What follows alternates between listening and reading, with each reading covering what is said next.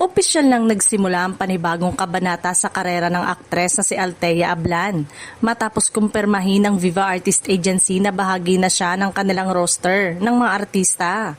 Inanunsyo ito ng ahensya sa pamamagitan ng kanilang official na social media pages, kung saan sinabi nilang si Althea ay sasailalim sa pamamahala ng Viva Artist Agency sa pakikipagtulungan ng ALV Talent Circuit. Ayon sa inilabas na anunsyo, magkakaroon ng opisyal na press conference si Althea sa August 7, 12 ng tanghali. Ang naturang media event ay ipapalabas ng live sa official na Facebook page ng Viva Artist Agency upang masubaybayan ang kanyang mga tagahanga at ng publiko ang kanyang opisyal na pagpapakilala bilang bagong Viva Artist.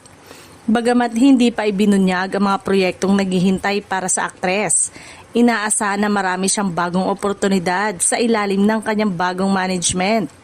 Marami rin ang naniniwalang mas lalo pang lalawak ang kanyang karera at mabibigyan siya ng iba't ibang papel sa telebisyon, pelikula at iba pang entertainment platform. Kasunod ng anunsyo, marami ring netizen ang nagpahayag ng kani-kanilang reaksyon.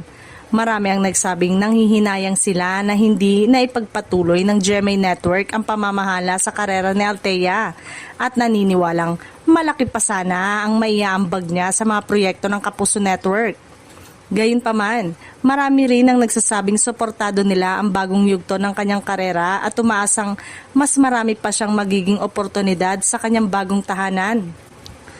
Nakilala si Althea Ablan sa kanyang husay sa pag-arte at sa iba't ibang proyektong kanyang ginawa sa telebisyon.